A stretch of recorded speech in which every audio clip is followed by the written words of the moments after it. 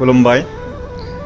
गाबोन 15 फेब्रुआरि दुलाराय बर' फरायसा आफादनि 52थि जोनोम सान। बे जोनोम सानाव आंनि गोसो गोरबोनिफ्राय गिबि गिबियावनो जोबोद हामलायनाय जासिनाय थाबाय। जों मिथिगौ बर' फरायसा आफादा जोनोम जानायनिफ्रायनो बर' हारिनि थांना थानाय समाव थुनलाइयारि, रांखान्थियारि, सोलोंथायारि, हारिमुवारि बायदि बिथिङाव बर' हारिखौ सांग्रां खालामबोबाय दङ आरो आसा खालामो सांग्रां खालामबाय थागोन। बिथांमोननि नाजानायावनो आं दिनै नुबोदों बर' हारिया खौसेथियैनो दङ। गावनि थांना थानाय लामायाव बर'फ्रा जोबोद सांग्राङै जिउ खांबोनो राहा मोनदों।